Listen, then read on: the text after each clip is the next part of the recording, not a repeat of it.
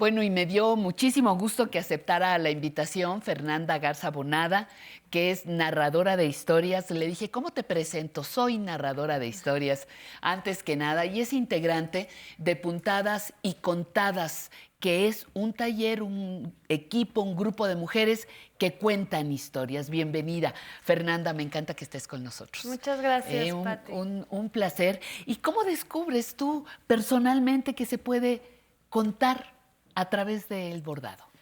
Pues yo me llevo contando historias ya 10 años. Ajá. Y fue el año pasado apenas cuando yo vi un anuncio en donde daban un taller en donde se costuran historias. Entonces a mí me interesó mucho, debo confesar que yo en ese momento no ponía ni un botón, Ajá.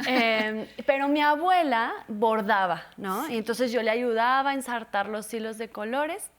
Y decidí tomar el taller porque me gusta aprender cosas nuevas siempre. Entonces decidí tomar el taller y fue cuando hice mi primer textil y con ese contar las historias. De hecho, aquí lo traigo, Ahí lo se los traes, voy a nos lo puedes compartir. presumir para que las amigas Mire. y los amigos lo vean desde casa. A ver, descríbeme qué hay ahí en ese primer textil y dónde está el bordado, el recorte de telas. A ver, explícalo, Claro, por mira, favor. cada uno de los tapetes textiles Sí. van a narrar una historia, Sí. porque justo es narración textil, que es cómo contamos una historia desde la oralidad, desde nuestra palabra, Sí. pero apoyados de todo un trabajo con retazos de tela, con pequeños bordados, por ejemplo, aquí en las olas del mar, en las flores de los árboles, ¿no? Y detalles que también las mismas telas nos van dando ese juego de colores y de formas. Y esta es la historia de la profunda historia de amor entre el sol y la luna. En estos tapetes siempre encontramos bolsillos secretos que conforme se va contando la historia nos van sorprendiendo porque van saliendo pues según la historia que se cuenta. Eso es. Este fue el primero que hice. Ajá. Ese, y a ver, dime, me parece que no es solamente bordado, me parece, tú me aclaras, por favor, porque tiene, por ejemplo, las nubes son de un material extra, las estrellas, que no es necesariamente bordado, pero sobre las telas, que sería que como la técnica, otra técnica, ¿no? La del Eh, patchwork. Lo que se hace para realizarlos es elegir las telas, primero hacer una imagen, ¿no? Tener una imagen en Sí. mente de cómo voy a contar mi historia. Después eligen las telas, se cortan y se costuran. Todo a mano, no se vale pegar nada. Si quieren usar Todo a máquina, mano. bueno, pero porque es una artesanía, ¿no? Y lo hacemos con nuestras propias manos. Y entonces podemos ya poner los detalles donde se utiliza el bordado. Eso Es es. en los acabados, es donde se utiliza el bordado. Pero es costurar, cortar, elegir telas y algo muy lindo también es que, por ejemplo, si en este caso mi abuela ya falleció hace varios años Sí. y yo utilicé sus hilos de bordado para este tapete y para los tapetes que hago. Entonces también es una forma de Honrarla, honrarla y y de seguir seguir. tejiendo el linaje, ¿no? Seguir con la tradición. ¿Qué recuerdas de tu abuela? ¿Qué bordaba tu abuela? Bordaba en las sábanas, por ejemplo, compraba para hacer sábanas y en las esquinas, pues no sé, como ovejitas, animales o trapos de cocina y ahí Sí. pues como elotes o verduras y esto con ojitos como animados, ¿no? Todo eso o flores, diferentes textiles que se usaban para la casa. Servilletas de la Para las cocina. tortillas, Ajá, ajá. trapos, para limpiar todo eso. Me encantó esa escena que decías, porque suena lógico, yo le ensartaba las agujas. Sí, sí, ¿No? sí. Porque a veces ya con los años ya no tiene uno la precisión de ensartar agujas, Exacto. pero entonces ahí estaba Fernanda ensartando agujas a la abuela. Exacto. Oye, y Sí, mira. el segundo trabajo, por favor, compártelo. Este es una parte nada más de otra historia. Aquí lo que yo hice fue es la primera parte de la leyenda de Popocatépetl e Iztaccíhuatl. Y aquí es donde inicia la historia, que es pues las pirámides, se ve como el paisaje, ¿no? Prehispánico, entonces es Él se va a un la poquito, guerra, ella se queda en exacto, casa. ¿no? Ajá. Entonces es como El la primera lago. parte, porque esta historia vienen 4 tapetes, ¿no? Hay diferentes tapetes. En el primero que les mostré es una historia en un solo tapete, pero para esta leyenda costuramos 4 tapetes que se van cambiando como escenas, Exacto. según ocurre la historia. Y a la par de que muestras este material, ¿cuentas una historia? O sea, ¿es paquete doble, digamos? Exacto. La narración textil es una técnica que surge de la narración oral, que es, en realidad, todas y todos somos contadores de historias, todo el tiempo estamos contando historias. Y la narración oral escénica, que es los que nos dedicamos ya dentro de un escenario como artistas a compartir historias, y usamos esta técnica en donde el textil, que es todo este proceso que ya hicimos de elegir telas, de todo esto, de coser, de costurar, de bordar, etcétera, nos ayuda en el escenario o con la familia o donde queramos compartir la historia, nos ayuda a contar la historia.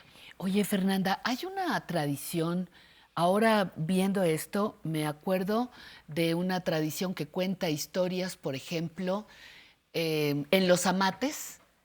Vemos historias, el pueblo se va de fiesta, llegó la feria, llegó la Navidad, etcétera. En Perú hay una tradición de costurar, como tú dices.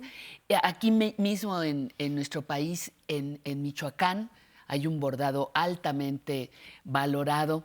¿Qué tanto esa influencia también está presente en estos grupos que organizas y en tu quehacer cotidiano? Claro, pues en realidad todos los textiles cuentan historias, ¿no? Como tú bien comentas, por ejemplo, en México, que es muy vasto en textiles, muy grande, sí, podemos ver en cada lugar cómo los textiles cuentan sobre ese lugar, cuentan sobre la fauna, la flora, nos van contando ya una historia. Podemos ver, por ejemplo, en Sudamérica las arpilleras, que son mujeres que desde esta actividad doméstica y donde pues sí se pone a la mujer en un lugar no público, a partir de esta actividad logran tener una voz y poder hablar de cosas, influenciar en la política, en la sociedad. Entonces, ellas, por ejemplo, son podría ser un antecedente de la narración textil, en donde a través de textiles, de costuras, de bordados, podemos contar lo que nos sucede, contar la vida, ¿no? Y bueno, hay diferentes corrientes, como tú dices, en México, en Latinoamérica, también en Francia, hacen ya mucho tapetes para contar historias, ya más desde lo escénico, justo con el objetivo de narrar la historia, pero todos estos antecedentes y el mismo textil, el mismo telar de cintura, por ejemplo, todo esto ya sí, los huipiles te cuentan ajá. Y algo muy bello es que siempre, siempre vemos desde el inicio una mezcla entre la oralidad, o sea, el contar y el tejer, hasta, por ejemplo, el nudo de la historia, ¿no? El desenlace. Entonces, en todo esto siempre, cuando las mujeres se juntan para tejer, ¿qué hacen? Pues contamos, ¿no? Contamos historias, claro, claro. Oye, a mí me encantó la idea de esto porque yo creo que entre el público que está con nosotros hay muchas abuelas bordadoras todavía. Tú decías, yo no sabía nada. Bueno, sabías ensartar agujas, ya es un buen principio. Pero ¿cómo aprendiste? Porque hay muchas puntadas, puedes hacer un trabajo sin tela, solamente de bordado, puedes contar historias. ¿Cómo aprendiste a bordar? Pues mira, porque a lo mejor hay quien quiera del público que quiera aprender. El primer taller, el primer tapete, que es el que les mostré ahorita, lo hice con mi mamá, porque a mi mamá sí le enseñaron a coser y a bordar. En generaciones más recientes ya no es como muy común, solamente si tú quieres aprender.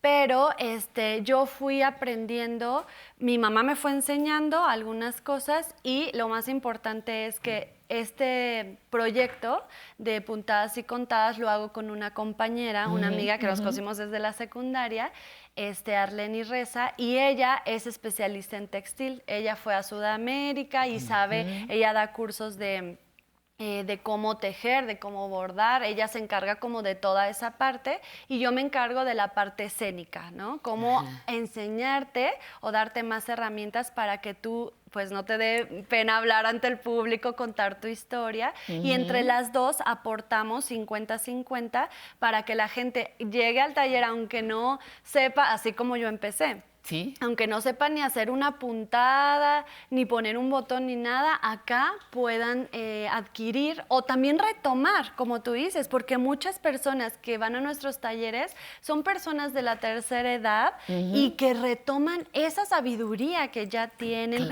algo que ya aprendieron y que tal vez dejaron o que siguen utilizando, pero ahora en esta nueva forma, ¿no? Algo más artesanal y que tiene una salida a público también. Claro. Oye, ¿hay hombres que se sumen a este trabajo o todavía no te toca? Todavía no me toca. Solamente el único fue un niño. En realidad él no asistió al taller como tal, pero él de asistir a las funciones de muestra y ver esos tapetes y escuchar esas historias, en su casa se puso a coser, a bordar, a todo.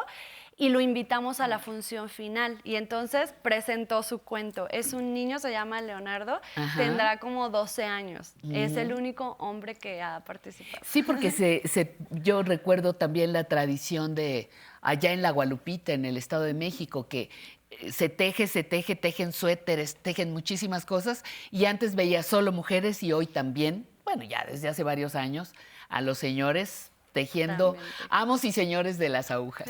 Bueno, muy bien. Tenemos un teléfono que dimos para que la gente pueda comunicarse contigo. Tú nos das a las personas interesadas nos das un entrenamiento, ¿cierto? Claro. Y un día contaremos historias. Claro que sí. Bueno, pues sí, claro. Nos va a encantar que nos traigas algún grupo de personas mayores más adelante y que nos cuenten lo que aprendieron contigo, Fernanda. Estaré increíble. Muchísimas gracias. Repíteme el nombre de tu grupo. Nos pueden encontrar en todas las redes sociales como Puntadas y Contadas. Puntadas y Contadas. Muchísimas gracias.